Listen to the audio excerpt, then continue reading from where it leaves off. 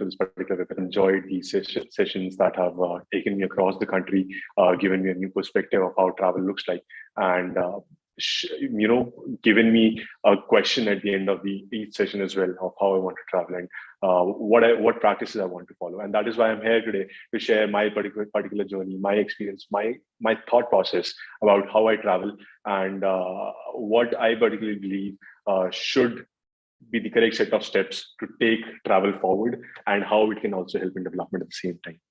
To kick off things, firstly, as Madam said, that a lot of students have joined in, and myself being a student not so long ago, I can tell you that I have always wanted to travel to different parts of India first and experience how varied the cultures are, how different the people are, how different the communities are. But at the same time, the Vasudev Kutumbakam, the global village word that we hear for India, is something that you get to see when you visit these locations. And I'll share some couple of examples of what I mean when I say about these locations, starting off with the Dal Lake in Srinagar. So you visit this particular place and you see a lot of communities living in together. From there, you go down south to the tea gardens in Kerala. And from there, you come to Northeast India in Meghalaya, where I am currently, in this beautiful crystal clear lake, where you can actually feel that you're floating on water. And from there, you go on to Ladakh, which offers this clear sky, which is a dream come true for all the night watchers. And this is just an example of how diverse our country is, what our country has to offer. At the same time, when you're traveling to these particular locations and you watch, you're dekhe, aap apna desh dekh rahe hain. At the same time, you experience this tasty, delicious cuisines around these particular locations, and you can actually feel the different sense of cultures through the food that you try at these locations. And when you are at these locations, obviously you meet these people, you experience their culture. These are some photos from different cultures. I started the first one, which is from Ladakh. It's a festival, it's a Losar festival, and something that I personally would recommend everyone to visit. And this festival gives an example. It's actually a new year, which is not a traditional New Year, which falls on 1st of January, but it's a different date. So they follow a different calendar as well, according to their culture. And that is where we're able to see that, different communities coming together and enjoy, and the rest we know. But the question that arises when I think of these particular places, and I've thought of traveling and I've traveled to these particular places in the past as well, is that we've all heard this particular statement saying travel is good for your soul. This is something that is a very Instagrammable caption as well. But at the same time, the question that comes to my mind is, when I'm traveling to these locations, what do I need to think of? What are the implications of my travel? What am I taking to this destination? What am I gonna bring back from this destination? And that is what I'm here to share as what I've experienced in the past as well. So for starting, everyone wants to travel. We all want to travel and we all want to experience the places. But at the same time, what does it mean for these destinations? As Madam rightly shared, that travel is finally opening up on a full scale, and we are now able to travel to any part of the country with minimum restrictions, keeping in mind the protocols, of course. What does it take for me to go? If everyone starts going to one particular location, what does that mean for one particular destination? Or if everyone starts visiting 3 or 4 key locations, what does it mean for those 4 locations? What does it mean for the people over there? And what am I taking there, and what my practices will do to that place is something that responsible travel is all about. And that is what we discuss here. And why do we need it as well? Just kicking off things, as I shared, we all want to travel and explore new places. As ma'am rightly shared, in the previous quiz, students were taken to Nagaland and Kohima in Nagaland, and they experienced this particular a new different culture. That is something that on a bucket list for everyone. For me as well, I would love to visit new places and experience different cultures at the same time. It's almost the hype these days that, oh, this is ticked off, this is ticked off, this place ticked off, this place ticked off. And that is what we all should be doing. At the same time, there are some things to be wary of. There are some things that we should be considerate of while doing this. And that is something that we'll talk about today. Firstly, we'll talk about the accessibility. Given the current state of development in India, almost all locations that we can think of within India are accessible through one of the modes of travel, maybe flights, trains, buses, or basically roads, or by boats. And where these don't go, you can probably trek, which is the fifth option. But what I'm trying to say is that accessibility is one key factor when you're traveling for tourism. At the same time, accommodations. When you're in these particular locations, you'd want to stay in a comfortable accommodation. You'd want something that you can feel at home, or you'd want something where you don't have to worry about what will happen in the morning. You have you have you have peace of mind while you're there. At the same time, if you can experience something in the night as well while you're staying in that particular location, it's a cherry on top. And accommodation, that being said, accommodation is the second major factor under the tourism bucket. Third, what attracts us. For each different person, it can be a different set of categories that you want to visit. So for someone, it could be monuments. For someone, it could be treks. For someone, it could be lakes. For someone, it could be heritage sites. So all of that is different. For someone, it could be food. I have friends who travel for food, who go to different places just to experience food, and that is so beautiful, because it's not about just going for food, but when you're going to some particular place for food, so any attraction, you will experience the whole different culture there, and that is the beauty of India. Every 1 hour or 2 hours, you will see a different set of people. You will see a different set of emotions, a different set of expressions, a different set of faces, a different set of languages, and that is something that is very beautiful about our incredible India. At the same time, what we do is unknowingly we use these amenities. Now, these are amenities that at times allure us, at times are very dreamy. We go to these places and see, oh, they've given me this, let's use it. But we don't realize what the impact of this particular amenity is going to be on the location, on the destination, or how it is being sourced, or how it is going to be disposed of. So all these questions come along with when we travel. And the next question is simple: that what does it mean? Or that what does this increase in tourism mean for these particular destinations? And I can share that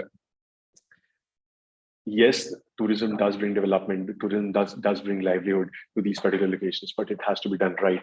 It has to be done in a manner where you can contribute positively to the community that you're traveling to, or the destination that you're traveling to.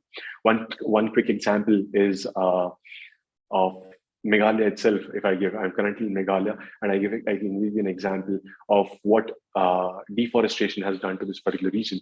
What it has done simply is that summers were supposed to come in mid of April, but they are here already. We are experiencing temperatures like none before. Day before yesterday, we read about a news which shared that the temperature in Antarctica is 30 degrees more than the average, based upon what it used to be earlier. And that is alarming. But what that means is that small steps that we take when you travel to any particular destination, not just within India, but globally, they have an impact, that they have a larger than life impact on a global scale for climate change. They have a larger than life impact on the lives of these people that you're traveling to. And to share that example, to share another example on what does that increase in tourism means, I'll just quickly go to the next slide, which talks about problems that follow. The first one is overcrowding. This particular image is of Gateway of India. And as you can see, a lot of people visit Gateway of India every day. And this is not just an example of Gateway of India, but you talk about any famous tourist destination. With travel opening up, people will start visiting these locations. People will go to these locations, and they should, because this is the national heritage of our country. It's something that we all need to experience with our own eyes, to see the grandness of it. But at the same time, we need to understand what it does to the community, what it does to the local environment or the local geological system. And the second problem that follows is wastage. When we travel to any sensitive location, or even for that matter, any location in general, what happens is we are unknowingly, we have practices that take us to, let's say, throw water bottles out while we're traveling, or not keep the packets of the chips that we are eating or the snacks that we are having, rely on single-use plastic. And that creates problem not for us, because we just used it and we threw it away. But it creates a problem for the local communities. I remember having watched a documentary on waste management in Ladakh, wherein they shared that there's within the beautiful brown mountains in Ladakh, there is a valley which is full of garbage. And why is there? Why is it there? And it's all plastic. And it's all plastic that is generated not by the locals, but by the tourists that come. And the tourists can only visit Ladakh for, the majority of the tourists can only visit Ladakh for 6 months. So that gave me a scale of what we are doing with regards to waste, with regards to what needs to be done with regards to waste when we travel to these particular locations. And the third example is a very close example to my home place in Chandigarh. This is an exact photograph from Shimla, which is a beautiful place and a very popular destination for people in the northern region, wherein they go to these particular locations on, let's say, it's a weekend getaway as well. But not a lot of people know about the lack of water resources in Shimla, the shortage of water that the people are experiencing, the locals are experiencing. Because of the number of footfall, the footfall that has increased in terms of the tourism. So we need to be very careful of how we are traveling, where we are traveling, and what are we doing with it. And with these 3 points, I'll just discuss these 3 points. But what these 3 points gave me is this particular image. This particular image is from a beach in India, and what it showed me simply is that, is this how I want to leave this destination? One example that I'm coming through is, but as a student, I've always thought that it's only me who's traveling. What change can I make? What difference can I bring? But I've realized over time that it's about small actions, my individual efforts, that in the long term have made these changes possible. And I'll share an example in the coming slides as well of how that has helped me reduce plastic, or that has helped me travel sustainably and responsibly. This is a question for all of us. Should our destination suffer so much? Do we really leave a destination in a manner that it's destroyed to a level that we are not leaving it, and we are not giving our future generations an option to visit these particular locations. And that is where, as a young audience, the responsibility lies on us to take these small actions and ensure that it's not just for us, but for our future generations as well. Not just our future generations, for me as well. If I want to visit a place 10 years down the lane again, will it be the same?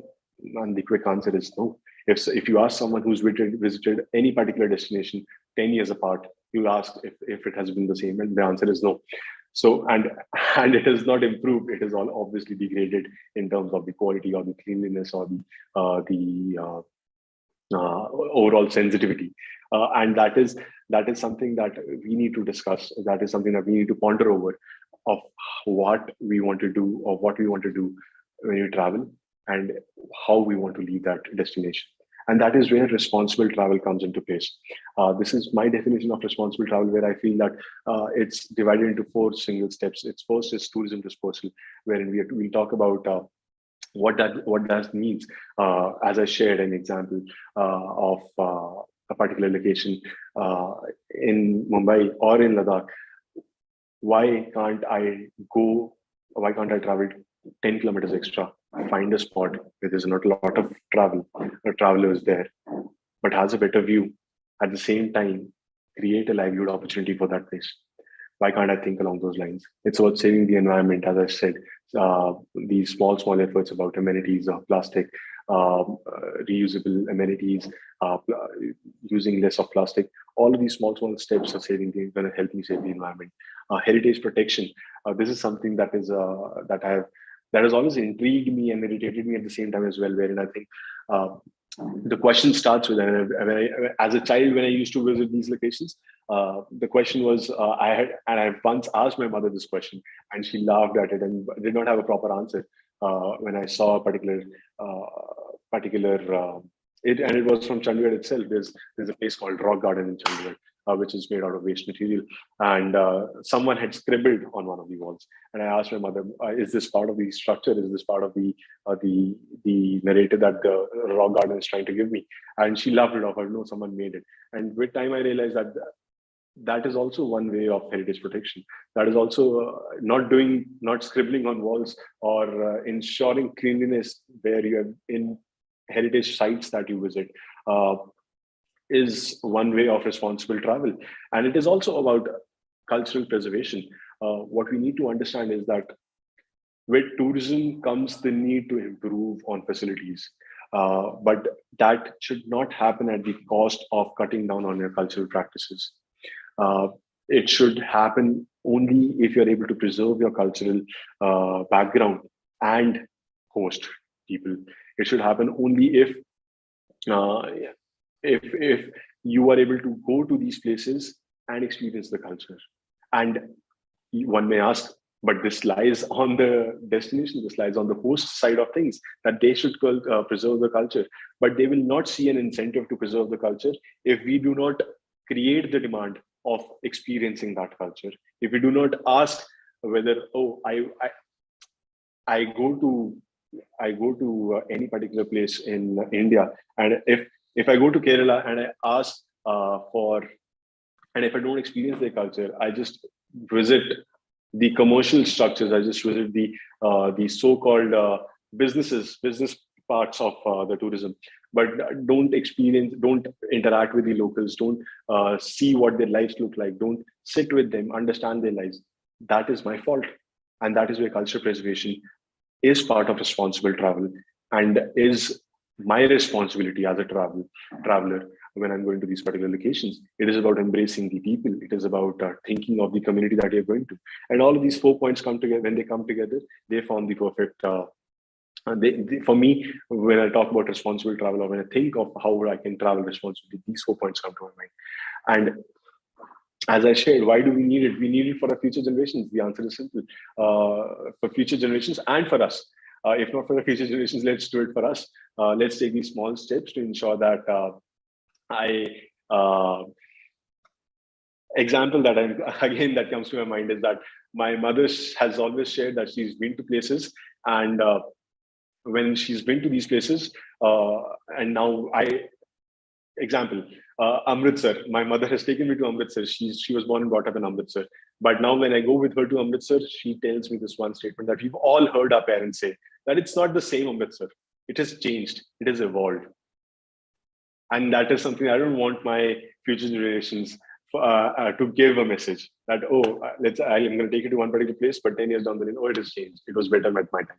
I don't want that to happen. So we need to find out ways. We need to find out opportunities where we can contribute in those 4 steps as we discussed, and see how we can embrace the community, at the same time elevate and empower the community through tourism, but preserve the culture and the heritage. I have a couple of examples to share of how people throughout the world are doing this. The first example is very close to me. It's in the northeast part of India. It's in a village called Yuksam village in Sikkim. And what this village has done, it's in the foothills. It's a starting point for trek to the Kanchenjunga peak, and it's part of the Kanchenjunga National Park. And what the community has done is they formed a committee here, which has set up homestays, which has given training to people who are running these homestays. At the same time, has promoted the travelers that are coming in to stay in these homestays, experience the local culture, provide livelihood opportunities, and help these communities further in development. So, for example, one of these homestays, they set up a homestay with bare minimums in the first year, but 2 years down the lane, they had a significant amount of earnings that they were able to reinvest back into the homestay and make it a better homestay. At the same time, it's not about, when I say they made it a better homestay, they did it in a format of bringing big beds or something.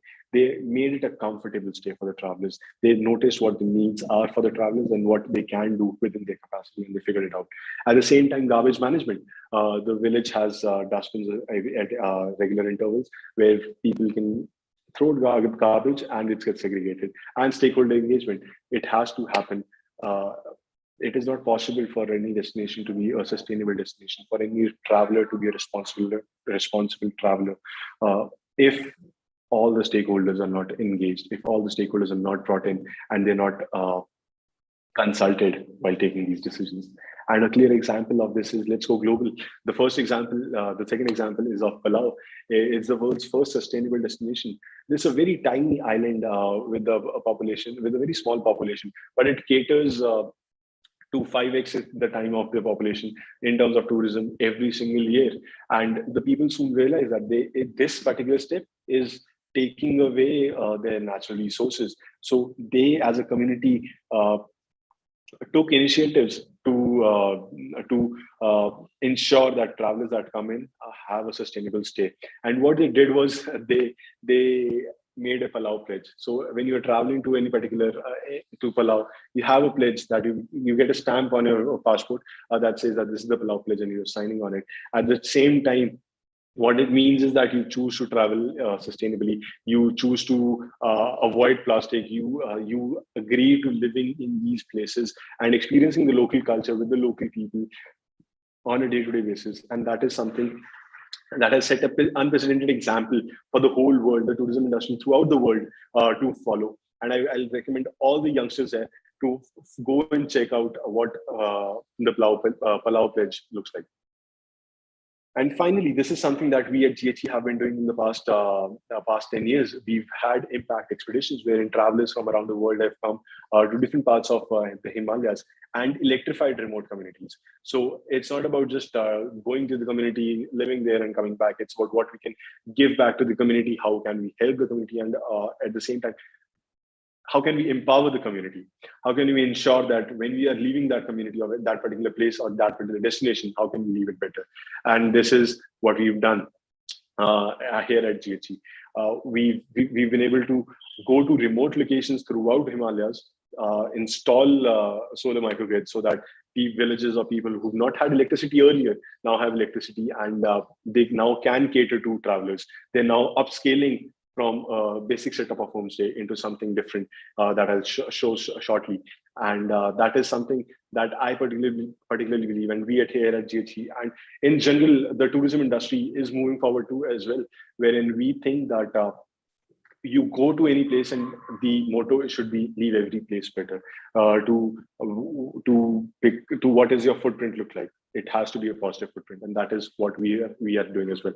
And as I shared, these villages that were initially electrified and started setting up homestays, they have now been developed into carbon neutral homestays. So the image that you see here is one from the Siachen Valley. The mountains that you see in the background, the snow-laden mountains, snow-capped mountains, are the Siachen is the road to Siachen Glacier. And this particular house that you see is the last house until this year. It was the last house where any tourist could go. And this house is the only house in this village.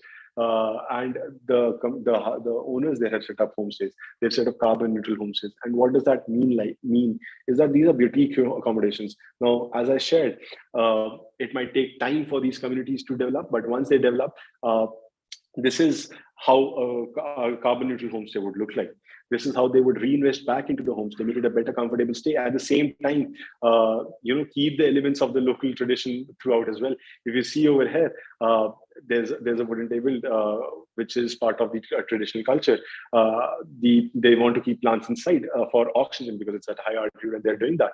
So they're trying to embrace new practices for hospitality. At the same time, we as travelers need to ensure that we visit such accommodations throughout India to support them so that they can improve on these facilities that they're able to provide, and help in tourism disposal, as we started with. And while doing that, this is what it looks like. These are if as a responsible traveler, you choose to stay in any of the homestays that you travel to. These are the different SDGs that you touch throughout. And from here, what carbon neutral homestays actually looks like is They're solar powered structures, as I shared, reusable amenities. Everything has to be nature friendly, eco friendly. Instead of using water bottles, why can't we refill our water bottles? And that is where water filters are placed inside all of these homestays. These are passive solar homes so that they stay warm even during winters. And farm to table experiences. It's about organic cooking, it's about organic food. And what it means is that there are greenhouses next to the homestays. You go pluck whatever vegetables you want to cook. The host will help you cook those vegetables. Have that experience. Pluck, what an experience is it to pluck out carrots at 11,000 or 12,000 feet altitude and cook it for yourself. An experience for a lifetime. And solar water heaters. So if you need water, it's locally sourced through clean energy via solar water heaters. And this is the impact that these carbon neutral homestays have had, wherein initially this was the amount of 5,000 kgs is the amount of carbon emissions that you were generating as a traveler if you were visiting any of these locations. But if you stick to 7 of those elements that I've just shared and find any particular accommodation that caters to at least 4 or 5 of those particular points, you can reduce the carbon emissions. You can travel more sustainability, more responsibly, and reduce your carbon emissions. And that to move and to add on, the next initiative that I want to share about is Astrostays. We talked about tourism dispersal, and this is an example from Ladakh again, wherein we all have heard of the Pangong Lake, the famous Pangong Lake from the Three Idiots movie. At the same time, it's on the bucket list for everyone who wants to travel to Ladakh. But what does that mean is that people travel to the tip of the lake. It's an overcrowded place. You are with hundreds of other people staying in temporary camps. Using resources that are not naturally available there. The water is being sourced from some place which is 150 kilometers away. The food is being sourced from somewhere which is 150 kilometers away. But if you move from that particular point to just 10 kilometers ahead along the bank of the lake, you'll come across a beautiful village called Man, where the community has set up astronomy-led tourism. So what that means is these women, they are trained in operating these telescopes in the night skies. And you can see in the background, the clear sky and the number of stars that you can see. That is something that by living in a metropolitan city, I would never get to see given the current scenario. But traveling to these federal locations gives me that opportunity. And these women, they share what it looks like in terms of the the mythological stories that they have, or the stories that they've been passed down the generations, and they're trying to preserve that culture, that heritage, by sharing it, imparting it with you guys, and training the future generations in their community so that they also become astropreneurs. So we've all heard of entrepreneurs, but this community, led by a team of six people, out of which 5 are women, are now calling themselves as astropreneurs, astro entrepreneurs, wherein they are now generating more livelihood than ever through community-led tourism. And while you're staying in this particular village, again, there's no compromise on the accommodation. This is an example of how the accommodation would look like.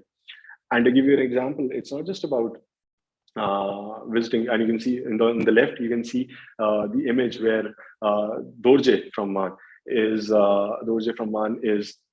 standing next to the telescope that they're using. And a similar telescope is placed in a monastery close to lake.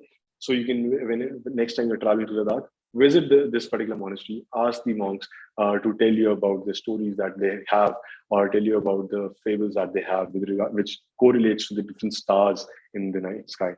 And they'll take you on this beautiful journey wherein it'll help them as a source of imparting knowledge. At the same time, for you, it will create a lifetime memory wherein you will not just experience the Buddhist culture there, but also see how it correlates to astronomy, how it correlates to the different stars, and how the people living in these particular regions have throughout generations or throughout centuries looked to these stars for timelines before the calendars were there. And with all of this, it's all about contributing positively as a traveler. You need to ensure that when you travel, you choose destinations that are sustainable, you choose accommodations that are sustainable, you stay with the locals, you source food locally, you reuse amenities, you carry your own water bottles, you stay in with the locals as much as possible.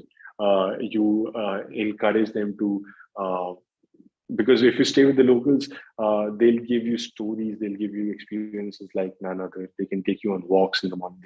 They can tell you about stories about history of that particular region. Solar powered homes is possible, and in general, a carbon neutral accommodation. All of this combined creates a sustainable destination. And if you choose, even out of the 8 different elements that I mentioned here, if you choose 5 or 6 different elements, that would be enough. That would be a good start. You start with one single element today, and that's a start. I'd say, and I'll congratulate you if you make a decision today. Okay, and this is somewhere I'm traveling in the next 2 weeks, and this is one decision that I'm going to take in a positive direction about leaving a positive footprint. And this is something that I have learned over time. This is something that I've experienced over time, and that is something that I wanted to share today as well. And the next question comes: what can we do as a traveler? We visit these locations, and how can we ensure? What key steps can we take? And I'll share just 4 or 5 small steps that I particularly believe that if we follow, can lead to big changes in not just in these communities, but in our travel pattern as well.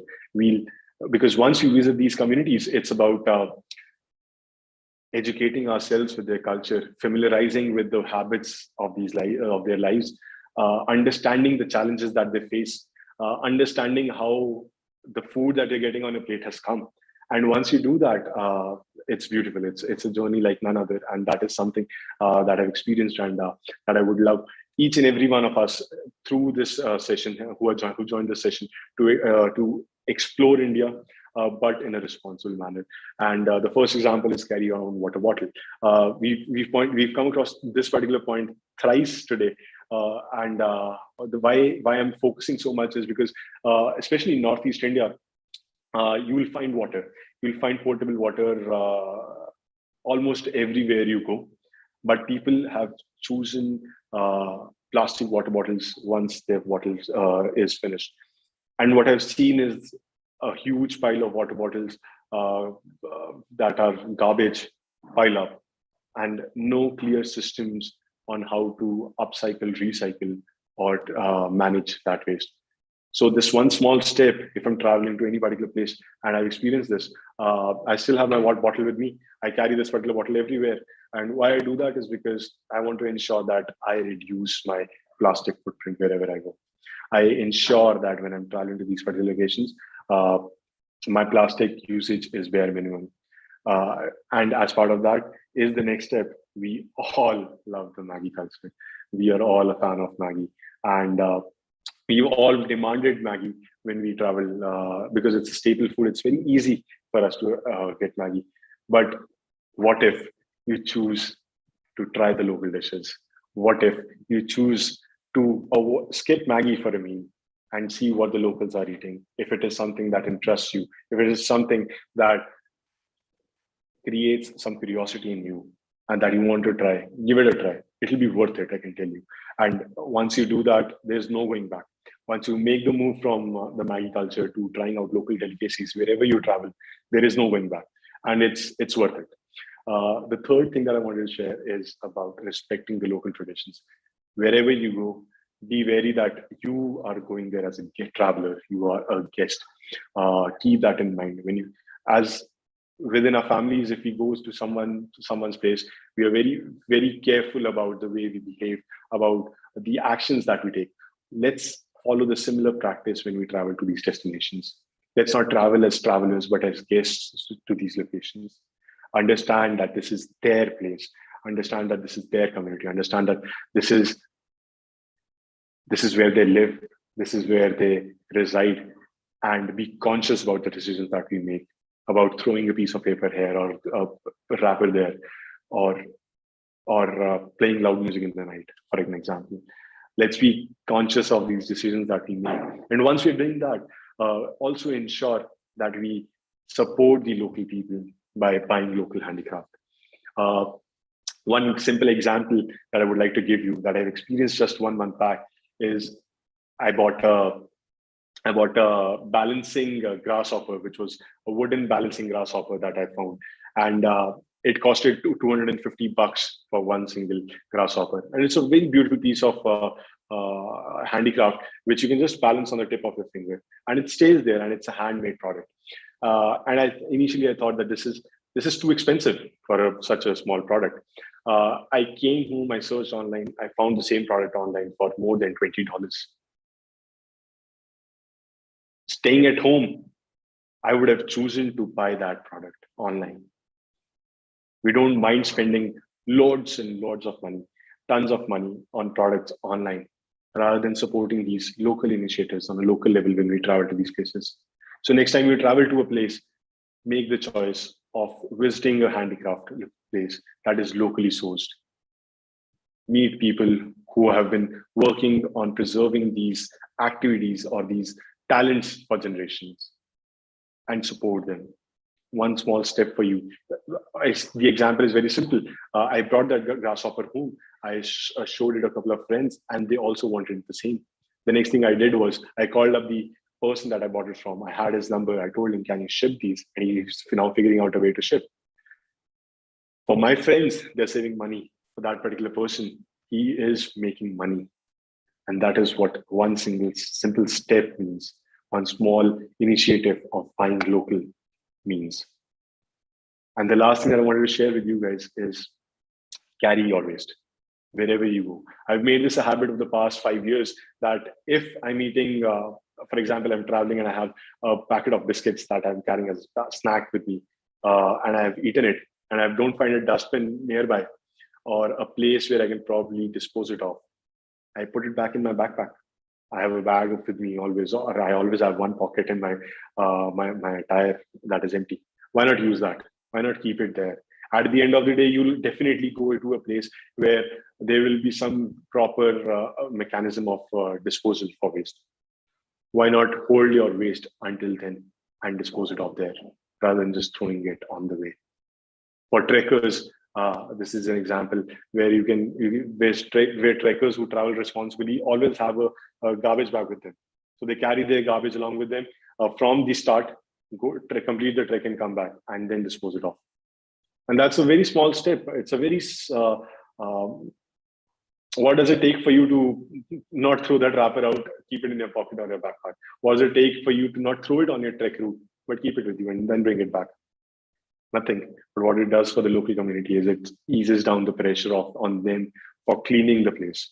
It eases down the pressure on the local flora and fauna that is already tackling waste management, that is already tackling climate change.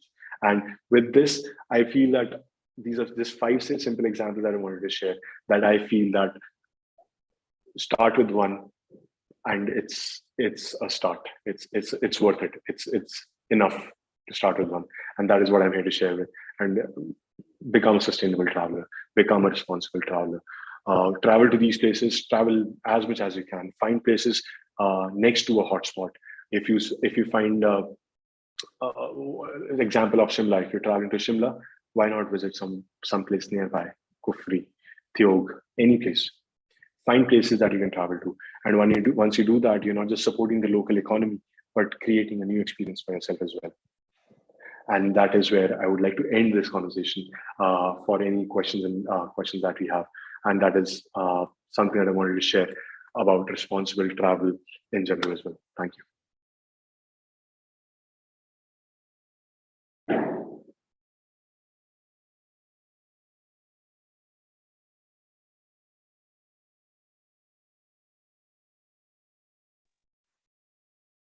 I do see there are a couple of... Thank you, sir. There is some question in Q&A section. Yes. I'm looking at these questions. So there's someone from Odisha, there's a gentleman from Odisha who's asking about carbon footprint calculator for particular destinations. What I'd recommend is there are multiple options for going through, calculating your carbon footprint. But firstly, you need to understand how much of a coverage do you need in terms of the calculating of carbon footprint? Is it just going to be for the stay of the person who's coming, or is it as a destination or as a property in total? And once you figure out this particular part, there are multiple tools available online. Happy to connect offline as well and discuss this. The next question I have is about individual homes is a better option. or a community managed centralized unit, like few rooms with facilities is better. My recommendation is individual homestays. Some will kick off in a positive way, some will be a different experience, but it'll give you the option of interacting with the locals on a personal level, which is not possible on a centralized unit. So I would prefer a homestay over a centralized unit, and that's uh, my take on it. Lastly, please search about Palau. Happy to please search online and you'll find it. And uh, it's not just about Palau, but I guess in general, a lot of different destinations are now becoming carbon positive, are becoming carbon neutral, are becoming responsible at the same time. And it's about taking these small. It's about travel anywhere, not just Palau. Travel anywhere. Follow any of the steps that we discussed today, and it's enough. And the last question I have is: Maggi is a downfall tourism concept. I wouldn't term it like that, but what I'll say is it's a snack that we all enjoy at home. Let's keep it that way. And I guess with that, the questions are done.